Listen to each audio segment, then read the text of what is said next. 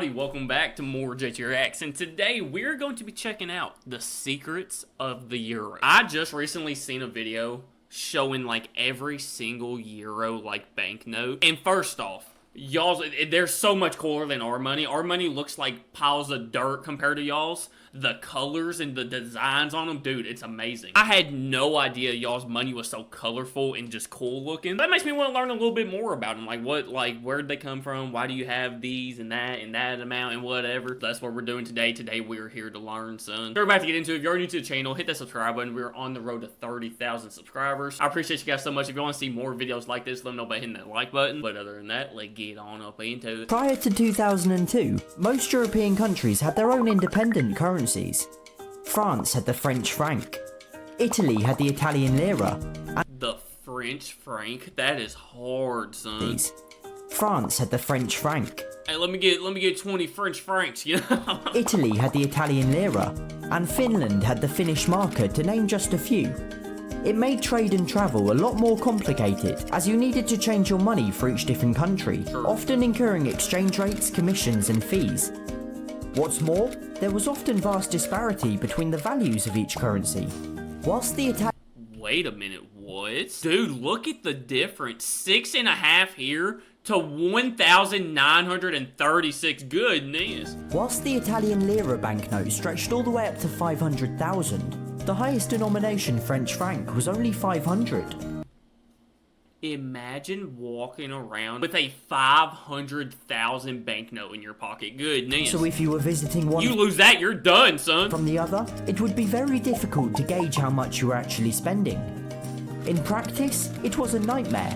The case for a shared common currency was therefore an obvious one, and it was an idea that had been talked about and was being worked towards for decades. Yeah, because, like, all these countries in Europe, they work so much together and people can travel between them and work here, live there, and there's just so much going on within all these other countries. Having to deal with switching out your money every single time would be such a headache. Without getting into the precise history, the euro as we know it was first introduced for non-cash transactions on New Year's Day 1999, and then the first banknotes and coins on New Year's Day 2002. The only countries that did not adopt the currency were Denmark and the United Kingdom, although there are several other EU countries who don't yet meet the economic criteria. But every single one of these have been so colorful, like they almost look like Monopoly money to me. And I guess it's just because I'm not used to it, because our money looks, like I said, a pile of dirt. It's just all green. Barely green. It's like a dirty, like black green. Yeah. The only color we got is they just made like the 100 a few years ago a bluish color. It ain't even really that blue. And then like the 10 is like a dirty orange. I don't know. Y'all's money just looks so much better. Make the change once they do.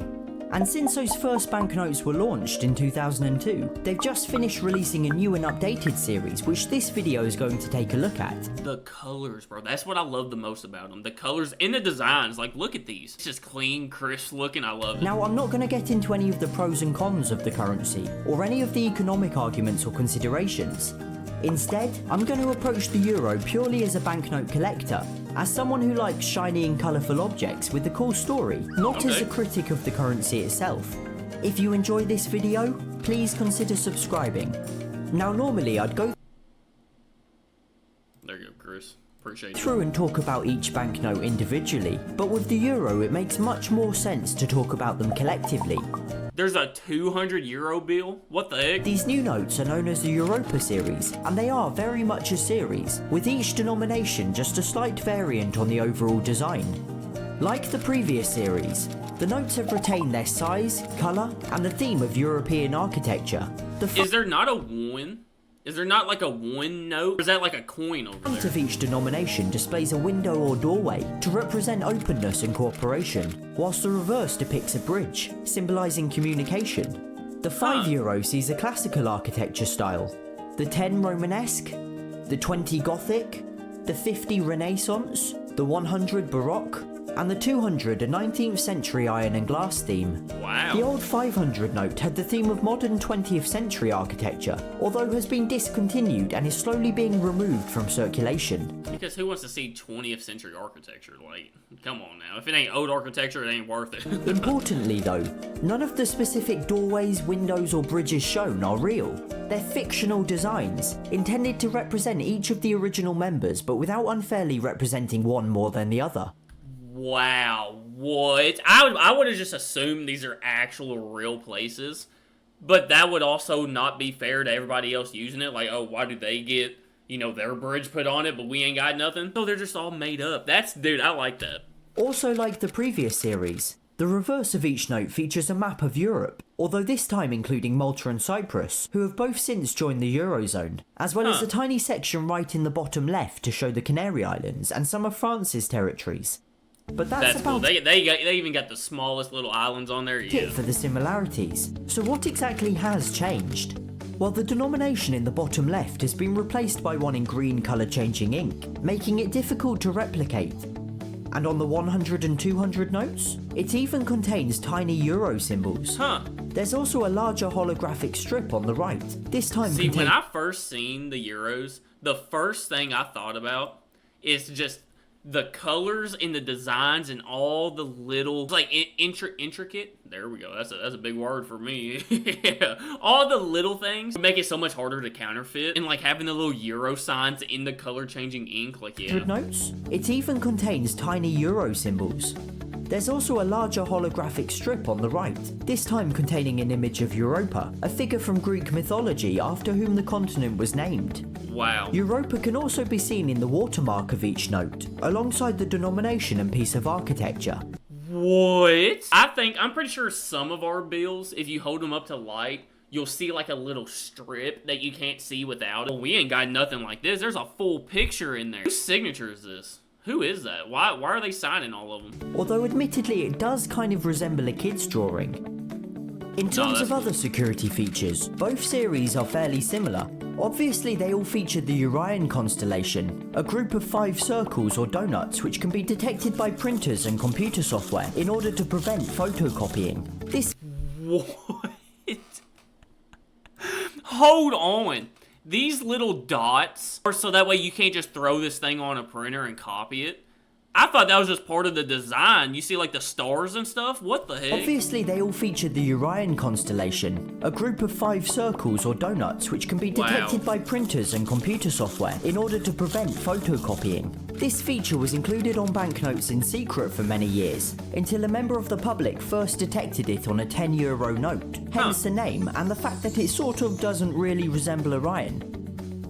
Under UV light, certain elements of the notes glow to indicate their authenticity, including the stars in the flag and the stars around the architecture, as well as certain sections of the reverse. Tiny glowing flecks are also visible, something they purposely add into the paper. Again, oh yeah, there's no counterfeit in these. You can put them under UV light and everything, son. Cheese and right. To show their authenticity. But the new notes have added another really cool security feature in the form of these short diagonal lines on the edges of each note. If you fold the notes round to form a circle, they perfectly line up, indicating that the note is likely genuine, as counterfeiters can have difficulty being so precise with their printing. Okay, yeah, there's no shot at all, like at all. They took so many steps, bro, wow. And these notes have introduced some microprint too, seen in the stars in the middle of the note. If you look extremely closely, you'll see the word Euro repeating in 3 different alphabets. Again, no, this is insane.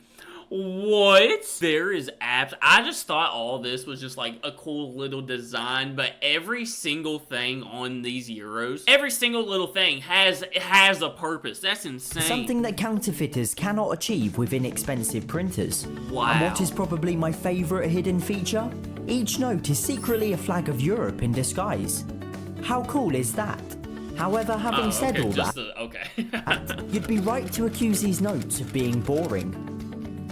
They're deliberate. Heck no. Do I got some? Let me grab some cash. Hold on. Literally all I have are ones, and I don't know why I have this large of a stack of ones either, but listen. Look at, you want to talk about boring, son? Look how boring these things are. Look how plain that is. Like, yeah, we got some flower action, and there's a light green and some dark greens and some bright greens. Some dude named Steven signs it for whatever reason, and just oh George on front of it. Like, dude, these compared to that are the most boring things ever. Like, I'll be honest. And maybe I'm just used to them, and I'm like, yeah, it's just a $1 bill, whatever. But like, I just feel like it'd be so much cooler if these had like some actual cool colors on them and different concepts and designs and all that. So this is some of the coolest banknotes I've ever seen in my life. So. Plain and devoid of any personality. Europe is an exceptionally diverse continent with the finest architecture on the planet, and yet they've opted for fictional designs. True.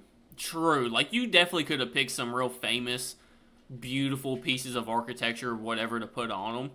But I kind of like the fact that they're made up, because it's not showing like favoritism or anything like that to certain places, you know? But I do understand it. Yeah. These banknotes are used by an ever-increasing number of countries, Exactly. and they can't be seen to favour certain ones. See? And where the banknotes fall short, the coins certainly deliver.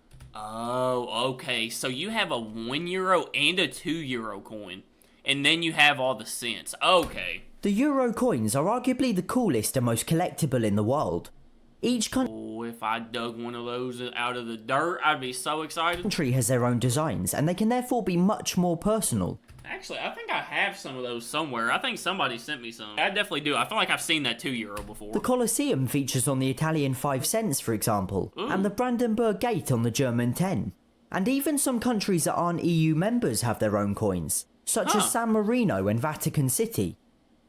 In total, there are more than 300 different designs across the different values and countries, making them an absolute dream for collectors. Yeah. They most certainly make up for the lack of variation on the banknotes. Listen, I am a nerd for some coins. I love coins so much. And American coins, over the years, there's been a lot of different designs and variations of different cents and stuff like that. But nowadays, they don't really change it up that much. Like, the quarters will have different designs on the back, but it ain't really nothing that, like, crazy cool, you know? But when it comes to, like, me collecting American money, I try to go for the oldest stuff, like the older designs. That's what's really cool to me. Just because, like, the modern ones kind of fell off to me, you know? Collectors. They most certainly make up for the lack of variation on the banknotes. But if that's still not enough, there are some euro banknotes that are decidedly more interesting.